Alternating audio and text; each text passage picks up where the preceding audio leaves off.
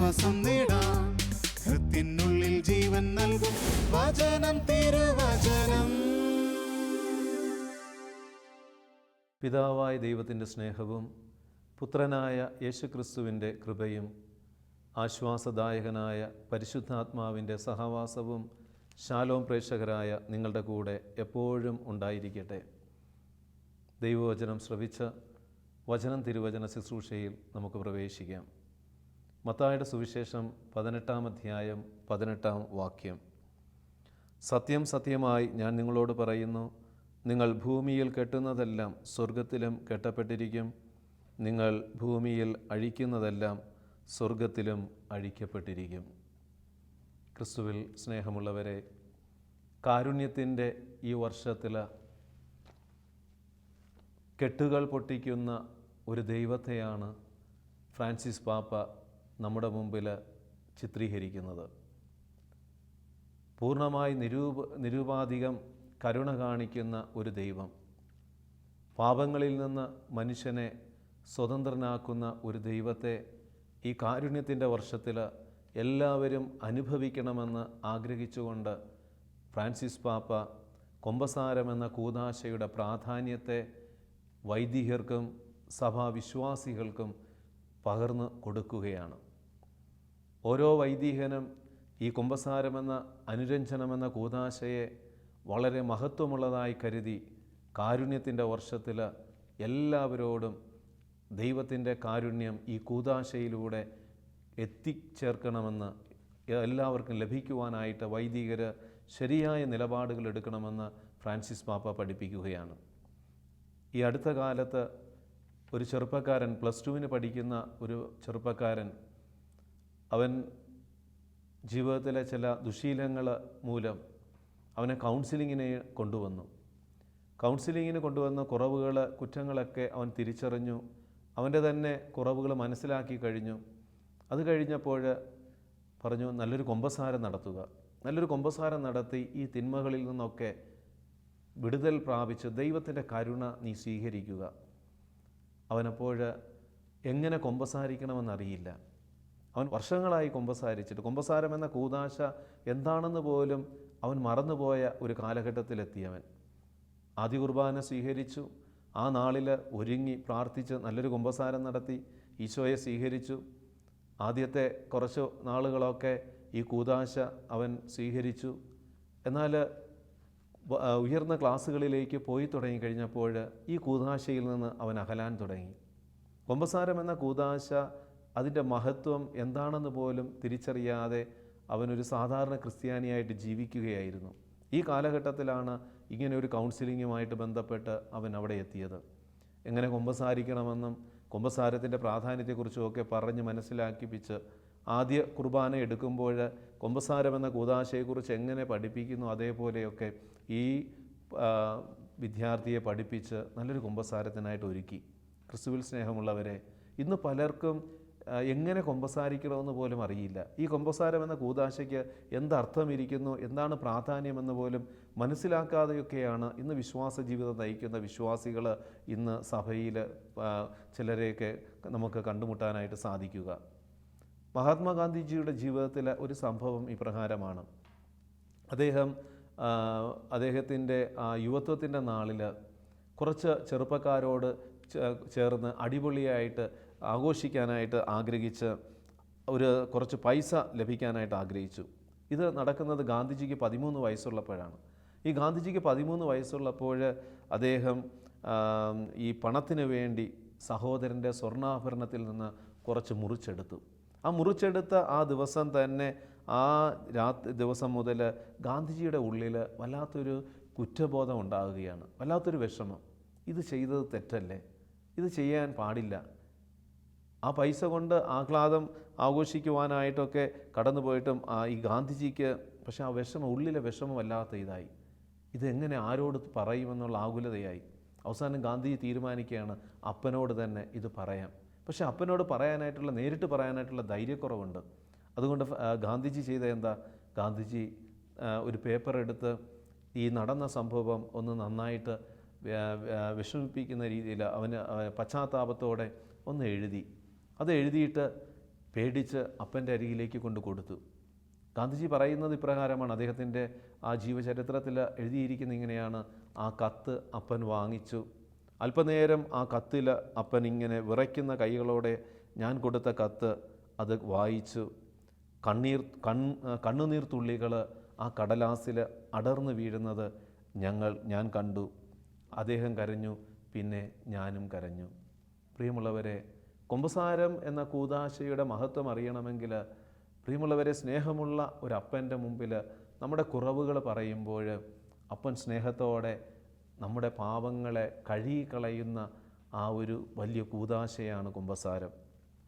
ഇന്ന് ഈ ലോകത്തിലെ പിതാക്കന്മാർ ഒരുപക്ഷെ നമ്മളെ ശിക്ഷിച്ചേക്കാം, പക്ഷേ കുറ്റം ചെയ്തിട്ട് നമുക്ക് അവരുടെ മുമ്പിൽ പോകാനായിട്ട് ഭയമായിരിക്കാം.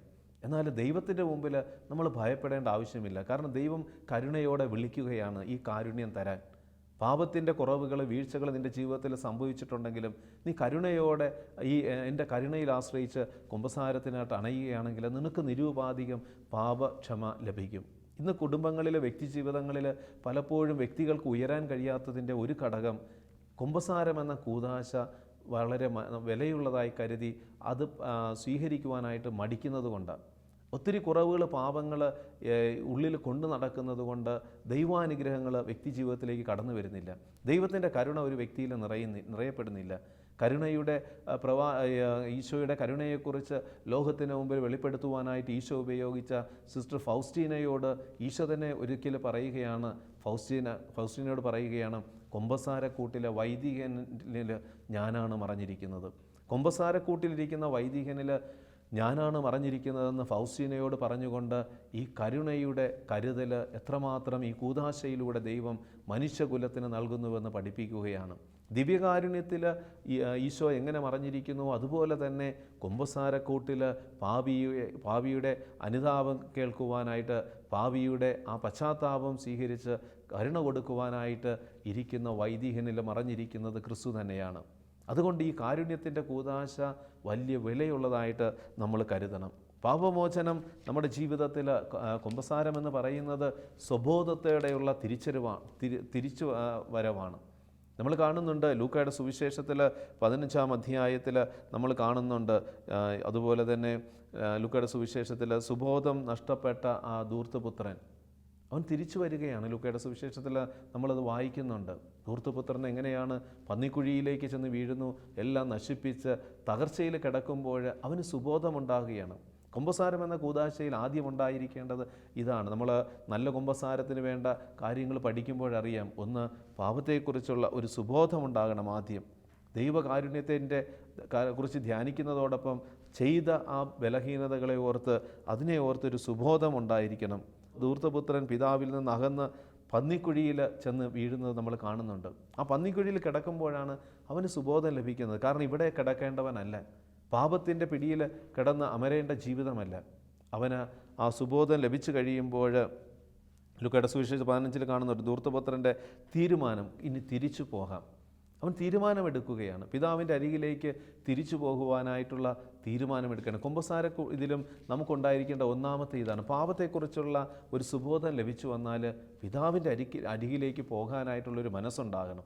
പിതാവിൻ്റെ അരികിലേക്ക്, കുമ്പസാരക്കൂട്ടിലേക്ക് എത്തിച്ചേരുവാനായിട്ടുള്ള ഒരു തീരുമാനമെടുക്കണം. അത് കഴിഞ്ഞിട്ട് പിന്നെ എന്താണ്, അത് കഴിഞ്ഞത് ഏറ്റുപറയുവാനായിട്ടുള്ളൊരു മനസ്സ്. പിതാവേ, അങ്ങേക്കെതിരായി, സ്വർഗത്തിനെതിരായി ഞാൻ പാപം ചെയ്തു പോയി എന്ന് ധൂർത്തപുത്രൻ പിതാവിൻ്റെ അരികിൽ ഏറ്റുപറയുന്നത് പോലെ കുമ്പസാരക്കൂട്ടിൽ ഏറ്റുപറയുവാനായിട്ടുള്ളൊരു മനസ്സുണ്ടാകണം. ഏറ്റുപറഞ്ഞ പാപങ്ങൾ അത് പൂർണ്ണമായിട്ട് ഉപേക്ഷിച്ച് കഴിയുമ്പോൾ പിന്നെ പിതാവിൻ്റെ ഭവനത്തിൽ തന്നെ വിശ്വസ്തനായ മകനായി ജീവിക്കുവാനായിട്ടുള്ള ഒരു നല്ല തീരുമാനം. കുമ്പസാരത്തിൽ ഈ ഘടകങ്ങൾ ചേരുമ്പോഴാണ് കുമ്പസാരം അതിൻ്റെ പൂർണ്ണതയിലെത്തുന്നത്. പലപ്പോഴും പലരും ചോദിക്കും, എപ്പോഴാണ് കുമ്പസാരിക്കേണ്ടത്? ചിലരൊക്കെ വർഷങ്ങളോളം കുമ്പസാരിക്കാതെ നടക്കുന്നവരെ കാണാനായിട്ട് സാധിച്ചിട്ടുണ്ട്. പ്രിയമുള്ളവരെ, പാപത്തിൻ്റെ ഓരോ നിമിഷവും നമ്മുടെ ജീവിതത്തിൽ പാപം കടന്നു വരുമ്പോൾ അതിനെ പുറത്ത് കളയുവാനായിട്ട് അപ്പോൾ തന്നെ ഒന്ന് കുമ്പസാരിക്കുവാനായിട്ടുള്ള മനസ്സുണ്ടാകണം. വിശുദ്ധരുടെയൊക്കെ ജീവിതം അതാണ് പഠിപ്പിക്കുന്നത്. ദിവസങ്ങളിൽ പല ആവർത്തി കുമ്പസാരിച്ചിട്ടുള്ള വിശുദ്ധർ സഭയിലുണ്ട്. ഓരോ ദിവസവും കുമ്പസാരമെന്ന കൂദാശ ഭക്തിയോടും വിശ്വാസത്തോടും അത് സ്വീകരിച്ച് വിശുദ്ധിയിൽ വളർന്ന വിശുദ്ധരുണ്ട്. പ്രിയമുള്ളവരെ, ഇന്ന് നമ്മൾ വർഷത്തിലും മാസങ്ങളിലുമൊക്കെ ആയി കുമ്പസാരം എന്ന കൂദാശയെ ഒതുക്കി കൂട്ടുവാനായിട്ട് ശ്രമിക്കുമ്പോൾ നമ്മുടെ ഉള്ളിൽ പാപബോധം നഷ്ടപ്പെടും. പാപത്തിൻ്റെ പിടിയിൽ വ്യക്തികൾ അമർന്ന് ദൈവത്തിൻ്റെ കരുണ നഷ്ടപ്പെടുവാൻ തക്കവിധം വ്യക്തികൾ ദൈവത്തിൽ നിന്ന് അകലുവാനായിട്ടിടയാകും. അത് വരാതിരിക്കണമെങ്കിൽ പ്രിയമുള്ളവരെ, പിതാവിൻ്റെ സ്നേഹത്തെ ആ രണ്ട് കരങ്ങളും നീട്ടി വിളിക്കുന്ന ആ പിതാവിൻ്റെ സ്നേഹം ആശ്ലേഷിക്കുവാനായിട്ട് കുമ്പസാരക്കൂട്ടിൽ അണയുവാനായിട്ട് നമുക്ക് സാധിക്കണം.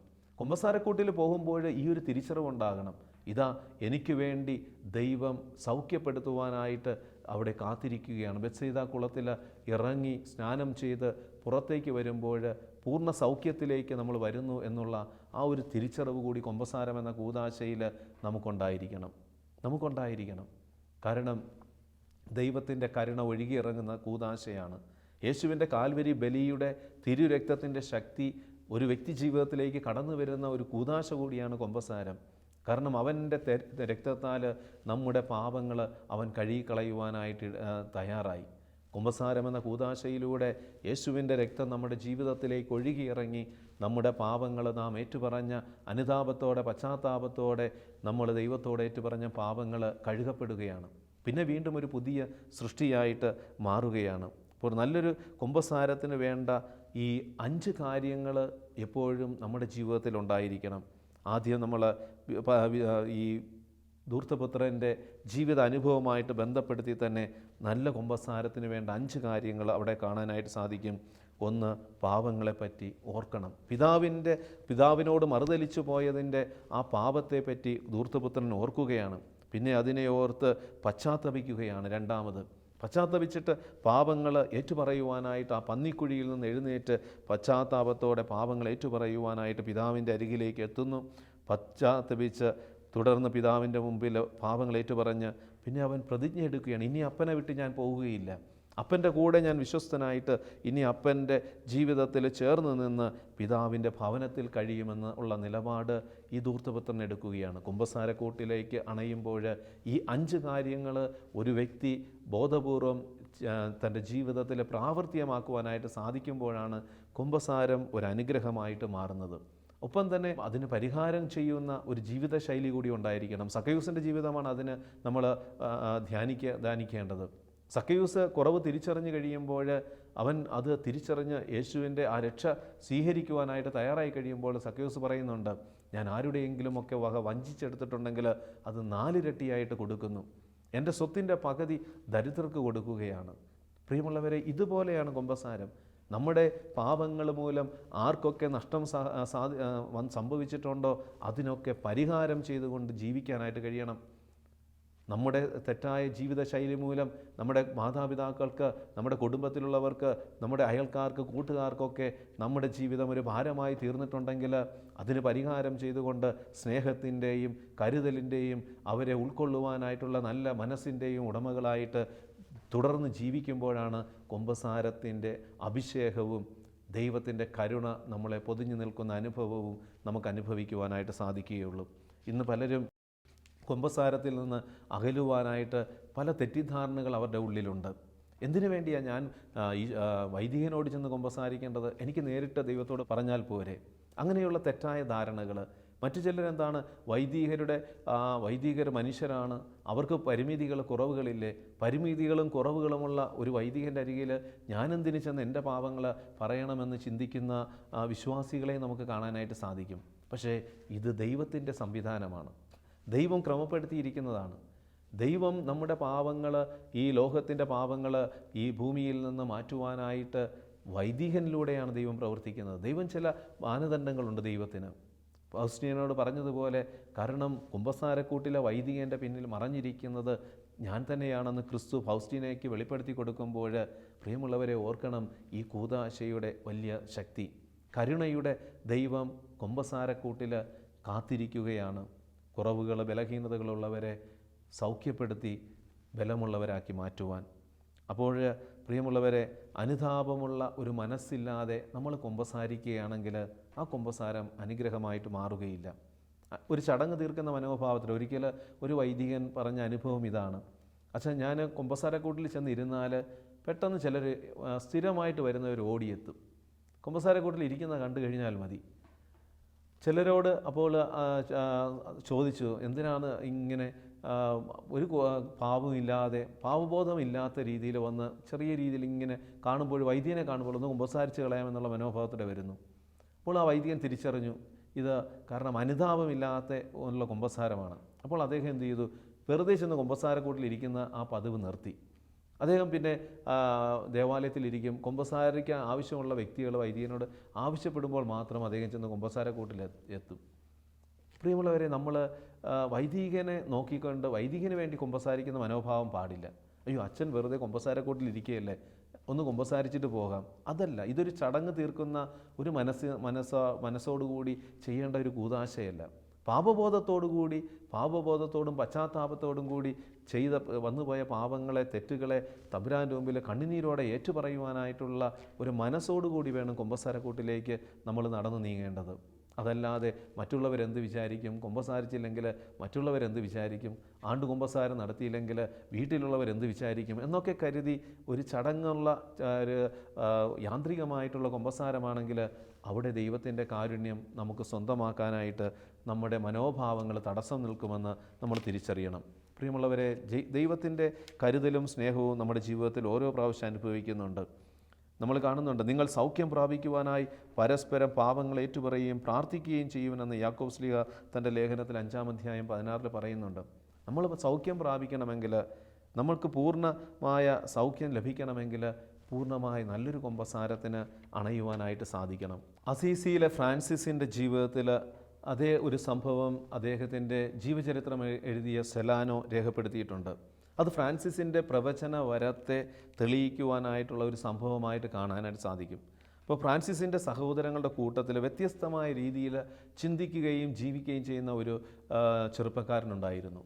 അപ്പോൾ എപ്പോഴും അത് പ്രാർത്ഥനാപരമായ രീതിയിൽ എല്ലാവരും മൗനമായിട്ടുള്ള ഒരു ജീവിത ശൈലിയാണ്. ആരോടും വലുതായിട്ട് സംസാരിക്കാറില്ല. അതുപോലെ തന്നെ എപ്പോഴും മൗനമായി നടക്കുകയുള്ളൂ. അപ്പോൾ ഇത് കണ്ടപ്പോൾ കൂടെയുള്ള സഹോദരങ്ങളൊക്കെ വിചാരിച്ചു, ഇത് വലിയ വിശുദ്ധനാണ്, കാരണം ഈ സഹോദരൻ നന്നായിട്ട് പ്രാർത്ഥിക്കുന്ന വ്യക്തിയാണ്.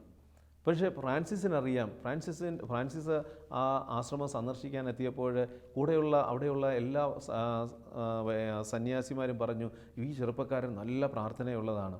അപ്പോൾ ഫ്രാൻസിസ് പെട്ടെന്ന് പറഞ്ഞു, നിങ്ങൾ വഞ്ചിതരാകാതിരിക്കുവാൻ സൂക്ഷിക്കണം, കാരണം ബാഹ്യമായി കണ്ടുകൊണ്ട് ആരെയും നിങ്ങൾ വിലയിരുത്തരുത്. ഫ്രാൻസിസിൻ്റെ ഉള്ളിൽ ദൈവാത്മാവ് വെളിപ്പെടുത്തി കൊടുത്തു. കാരണം എന്താണ്, ഈ കൂടെയുള്ള മറ്റുള്ള സഹോദരങ്ങൾ ഈ വലിയ നല്ല ആളാണെന്ന് പറഞ്ഞ് ഈ ചെറുപ്പക്കാരൻ വർഷങ്ങളായി കുമ്പസാരം എന്ന കൂദാശയോട് ഒരു നിഷേധാത്മകമായ നിലപാടാണ് ഈ യുവ സന്യാസി എടുത്തിരുന്നത്. ഫ്രാൻസിസ് മറ്റുള്ള സഹോദരങ്ങളൊക്കെ പൊയ്ക്കഴിഞ്ഞപ്പോൾ ഈ യുവാവിനെ വിളിച്ചു, യുവാവായ സന്യാസിയെ വിളിച്ചിട്ട് പറഞ്ഞു, സഹോദര, എത്ര നാളായി കുമ്പസാരിച്ചിട്ട്, കുമ്പസാരം എന്ന കൂദാശയെ സ്വീകരിക്കുവാനായിട്ട് മടി കാട്ടരുത്. പെട്ടെന്ന് അദ്ദേഹത്തിൻ്റെ ഈ യുവാവായ സന്യാസിയുടെ മുഖഭാവമൊക്കെ മാറി. വല്ലാത്ത രീതിയിൽ ദേഷ്യത്തോടെ കുമ്പസാരം എന്ന് കേട്ടപ്പോൾ തന്നെ എന്തോ ഒരു വല്ലാത്തൊരു അലർജി പോലെ, ഇത് ഇഷ്ടമില്ലാത്ത എന്നുള്ള മനോഭാവത്തോടെ പെട്ടെന്ന് ഫ്രാൻസിസിൻ്റെ അടുത്ത് നിന്ന് നടന്നുപോയി. പ്രിയമുള്ളവരെ, കുമ്പസാരം എന്ന കൂദാശയെ വിശുദ്ധിയോടെ അതിൻ്റെ മഹത്വം അത് മനസ്സിലാക്കി പ്രവർത്തിക്കുന്നില്ലെങ്കിൽ നമ്മുടെ വിശുദ്ധിക്ക് മങ്ങലുണ്ടെന്ന് നമ്മൾ തിരിച്ചറിയണം. വിശുദ്ധിക്ക് മങ്ങലുണ്ട്. വിശുദ്ധി വളരും തോറും കുമ്പസാരക്കൂട്ടിനോട് അടുക്കുവാനായിട്ടുള്ള ഒരു അവബോധവും ഒരു താല്പര്യവും ഒരു വ്യക്തിയിൽ രൂപപ്പെടും. വിശുദ്ധരെല്ലാം അപ്രകാരമാണ് ജീവിച്ചത്. ഓരോ ദിവസവും വിശ്വാസത്തോടെ ഈ കൂദാശയെ ഉൾക്കൊള്ളുവാനായിട്ടുള്ള മനസ്സ് അവർ കാട്ടിയിരുന്നുവെന്ന് കാണാനായിട്ട് സാധിക്കും. അപ്പോൾ ക്രൈസ്തവ ജീവിതത്തിൻ്റെ വിശുദ്ധിക്കുള്ള കാരണവും വിശുദ്ധിയുടെ അടയാളവും കുമ്പസാരമാണ് എന്ന് അസീസിയിലെ ഫ്രാൻസിസ് സഹോദരങ്ങളെ പഠിപ്പിച്ചിട്ടുണ്ടായിരുന്നു. കാരണം ഒരു വ്യക്തി വിശുദ്ധിയിൽ വളരും തോറും ഈ കൂദാശയോട് വല്ലാത്തൊരു അടുപ്പമുണ്ടാകും. കാരണം അവൻ പാപിയാണെന്ന് തിരിച്ചറിയും. പാപത്തിൽ നിന്ന് വിടുതൽ നേടുവാനായിട്ട് ഈ കൂദാശയെ കൂടെ സ്വീകരിക്കുവാനായിട്ടുള്ള ഒരു നല്ല മനസ്സുണ്ടാകും. പ്രിയമുള്ളവരെ, ഈ കരുണയുടെ വർഷത്തിൽ നമ്മൾ എടുക്കേണ്ട നിലപാട് കുമ്പസാരം എന്ന കൂദാശയുടെ പ്രാധാന്യം കൂടുതൽ മനസ്സിലാക്കുവാനായിട്ട് തയ്യാറാവുക. കുമ്പസാരം എന്ന കൂദാശയിൽ മറഞ്ഞിരുന്നു കൊണ്ട് ആ കൂദാശയിൽ നമുക്ക് വേണ്ടി പാപങ്ങൾ മോചിച്ച് നമ്മളിലേക്ക് കരുണയൊഴുക്കി നമ്മളെ രക്ഷിക്കുന്ന ഒരു ദൈവത്തിൻ്റെ മുഖമാണ് നമ്മൾ കാണേണ്ടത്. കുമ്പസാരക്കൂട്ടിൽ നമ്മൾ മുട്ടുകുത്തുമ്പോൾ തന്നെ ഒരു തിരിച്ചറിവുണ്ടാകണം, ബത്സയിദ കുളത്തിൽ ഞാൻ ഇറങ്ങുകയാണ്, എൻ്റെ പാപങ്ങൾ, എൻ്റെ കുറവുകൾ, എൻ്റെ ബലഹീനതകൾ മുഴുവനും ഈശോയുടെ രക്തം കൊണ്ട് ആ രക്തക്കടലിൽ ഒഴുക്കിക്കളയുന്ന വലിയൊരു സൗഖ്യത്തിൻ്റെ കൂദാശയാണ് കുമ്പസാരം. ഒപ്പം ഈ കൂദാശ പരികർമ്മം ചെയ്യുന്നവർക്ക് ഉണ്ടായിരിക്കേണ്ട ഒരു മനോഭാവവും ഫ്രാൻസിസ് പാപ്പ പറയുന്നുണ്ട്. കുമ്പസാരക്കൂട്ടിൽ ആവശ്യമില്ലാത്ത ചോദ്യങ്ങളും വിശദീകരണങ്ങളും പാടില്ല. പാപിനിയായ സ്ത്രീ ഈശോയുടെ മുമ്പിൽ കല്ലെറിയപ്പെടുവാൻ തക്കവിധം അവളെ ഓടിച്ചു കൊണ്ടുവന്ന് ഈശോയുടെ മുമ്പിൽ കൊണ്ട് ഇടുമ്പോൾ ചുറ്റുപാടുമുള്ളവർ ഒത്തിരി കുറവുകൾ, കുറ്റങ്ങൾ പറയുന്നുണ്ട്. ഇവൾ ഇന്ന വ്യഭിചാരിണിയാണ്, ഒത്തിരി ഈ പാപങ്ങൾ ചെയ്തിട്ടുണ്ട്, പല കുറ്റങ്ങൾ നിരത്തുമ്പോഴും അതെല്ലാം ശാന്തതയോടെ ഈശോ കേൾക്കുകയാണ്. അതെല്ലാം ശാന്തയോടെ കേട്ട് എല്ലാവരും ഈശോ പറയുന്നുണ്ട്, നിങ്ങളിൽ പാപം ചെയ്യാത്തവർ ആദ്യം ഇവളെ കല്ലെറിയട്ടെ എന്ന് പറയുമ്പോൾ ഇവളെ കല്ലെറിയുവാൻ വന്നവരെല്ലാം അവിടം വിട്ടുപോയി. പിന്നെ അവിടെ ഈശോയും ആ പാപിനിയായ സ്ത്രീയും മാത്രമാണ്. കുമ്പസാരക്കൂട്ടിൽ ഉള്ള ഒരു വലിയൊരു സംഭവമാണിത്. കുമ്പസാരക്കൂട്ടിലേക്ക് അണയുന്ന കുമ്പസാര കൂദാശ പരികർമ്മം ചെയ്യുന്ന ആ രണ്ടു പേർക്കും ഉണ്ടായിരിക്കേണ്ട ഒരു വലിയ പാഠം ഇവിടെ ഈശോ കൊടുക്കുകയാണ്. ഈശോ അവിടെ ഇരുന്നിട്ട് ഇവളോടൊന്നും ചോദിക്കുന്നില്ല. നീ എന്തിനാണ് ഇതൊക്കെ ചെയ്തത്? നീ ആരോടൊക്കെയാണ് ഈ പാപം ചെയ്തത്? ഇതൊന്നും വിശദീകരണമില്ല. എങ്ങനെയാണ് ഈ പാപത്തിന് നീ അടിമപ്പെട്ടത്? എന്തുകൊണ്ടാണ് നീ ഈ പാപം ചെയ്യാൻ കാരണങ്ങളും വിസ്താരങ്ങളും ഒന്നും നടക്കുന്നില്ല. ഈശോ പറയുന്ന ഒരു കാര്യമേ ഉള്ളൂ, മകളെ, ഞാനും നിന്നെ വിധിക്കുന്നില്ല, മേലിൽ പാപം ചെയ്യരുത്. കുമ്പസാരക്കൂടെന്ന് പറയുന്നത് ഈ ഒരു അഭിഷേകം ലഭിക്കുന്ന സ്ഥലമാണ്. അവിടെ വിശദീകരണങ്ങൾ ചോദിക്കുമ്പോഴാണ് പ്രശ്നങ്ങൾ രൂപപ്പെടുന്നത്. കുമ്പസാരം എന്ന കൂട്ടിൽ അണയുമ്പോൾ തന്നെ പലതരത്തിലുള്ള വിശദീകരണങ്ങൾ കേട്ട് ആ കൂദാശയിൽ നിന്ന് അകന്നുപോയ ചില സംഭവങ്ങൾ ചിലർ പങ്കുവയ്ക്കുവാനായിട്ട്, അത് കേൾക്കാനായിട്ട് എനിക്കിടയായിട്ടുണ്ട്. പ്രിയമുള്ളവരെ, കുമ്പസാരം എന്ന കൂദാശയെ വികലമാക്കുന്ന ചോദ്യങ്ങളും ക്രോസ് വിസ്താരങ്ങളും ഒരു വൈദികനിൽ നിന്നും ഉണ്ടാകരുതെന്ന് സഭ നയിക്കുന്ന ഫ്രാൻസിസ് പാപ്പ ആവശ്യപ്പെടുന്നുണ്ട്. കരുണയായിരിക്കണം, കാരുണ്യത്തോടെ ഈശോ കേട്ടതുപോലെ ഈശോയെപ്പോലെ കേൾക്കുവാനും സ്നേഹത്തോടെ കരുണ കൊടുത്ത് വിടുവാനായിട്ട് കൂദാശ പരികർമ്മം ചെയ്യുന്നവർക്ക് ബോധ്യമുണ്ടായിരിക്കണം. അതുപോലെ തന്നെ ഈശോയുടെ അരികിലാണ് ഞാൻ മുട്ടുകുത്തി നിൽക്കുന്നതെന്നുള്ള അവബോധം ഈ കൂദാശ സ്വീകരിക്കുന്നവർക്കും ഉണ്ടാകണം. അപ്പോഴാണ് ഈ കൂദാശയുടെ മഹത്വം ലഭിക്കുന്നത്. പ്രായശ്ചിത്തത്തിൻ്റെ, പരിത്യാഗത്തിൻ്റെ ഒരു ജീവിതം നയിച്ച് ഈ കൂദാശയുടെ മഹത്വത്തിലൂടെ ലഭിക്കുന്ന കരുണയെ നമ്മുടെ ജീവിതത്തിൽ സ്വീകരിക്കുമ്പോൾ നമുക്കും വിശുദ്ധരായിട്ട് മാറാൻ സാധിക്കും. വിശുദ്ധരിന്ന് വിശുദ്ധരായി മാറിയിട്ടുണ്ടെങ്കിൽ ഈ കരുണയുടെ ഈ കൂദാശയിലൂടെയാണ്. മരിച്ചിട്ടും അഴുകാത്ത ശരീരങ്ങളോടെ വിശുദ്ധരുടെ തിരുശേഷിപ്പുകൾ ഇന്നും ഈ ഭൂമിയിൽ ദൈവം അവശേഷിപ്പിച്ചിരിക്കുന്നത് ഈ കരുണയുടെ കൂദാശയുടെ ചൈതന്യത്തിൽ അവർ ജീവിച്ചു എന്ന് ലോകത്തെ അറിയിക്കുവാൻ വേണ്ടിയാണ്. നമുക്ക് ദൈവസന്നിധിയിൽ നമ്മളെ തന്നെ പൂർണ്ണമായിട്ട് സമർപ്പിക്കാം. ഈ കരുണയുടെ വർഷത്തിൽ കുമ്പസാരം എന്ന കൂദാശയുടെ മഹത്വം കൂടുതൽ അടുത്തറിയുവാനും ആ കൂദാശയെ കൂടെ സ്വീകരിച്ച് യേശുവിൻ്റെ കരുണ ഉള്ളിൽ നിറഞ്ഞ് മറ്റുള്ളവരോട് കരുണ കാണിക്കുന്നവരാകുവാനുമുള്ള അഭിഷേകത്തിന് വേണ്ടി നമുക്ക് നല്ല നിലപാടുകൾ എടുക്കാം. കാരുണ്യവാനായ ദൈവമേ, കുമ്പസാരക്കൂട്ടിൽ ഞങ്ങൾക്ക് വേണ്ടി പാപങ്ങൾ മോചിച്ച് ഞങ്ങളെ കരുണയുള്ളവരാക്കുവാൻ മറഞ്ഞിരിക്കുന്ന യേശുനാഥ, ഈ കൂദാശയുടെ മഹത്വവും ചൈതന്യവും തിരിച്ചറിഞ്ഞ് ഈ കൂദാശ കൂടെ സ്വീകരിക്കുവാനും കുമ്പസാരമെന്ന കൂദാശയിലൂടെ ഞങ്ങളുടെ പാപത്തിൻ്റെ, ശാപത്തിൻ്റെ, ബന്ധനത്തിൻ്റെ കെട്ടുകൾ പൊട്ടിച്ച് സ്വതന്ത്രമായി ജീവിക്കുവാനുമുള്ള അനുഗ്രഹം ഞങ്ങൾക്ക് നൽകുന്ന ദൈവമേ, ഈ കൂദാശയിൽ നിത്യം നിലനിന്ന് ഞങ്ങളുടെ ജീവിതങ്ങളെ ക്രമപ്പെടുത്തുവാനുള്ള പരിശുദ്ധാത്മാവിൻ്റെ ചൈതന്യം ഞങ്ങൾക്ക് നൽകണമേ. നിത്യം പിതാവും പുത്രനും പരിശുദ്ധാത്മാവുമായ സർവേശ്വര, ആമേൻ.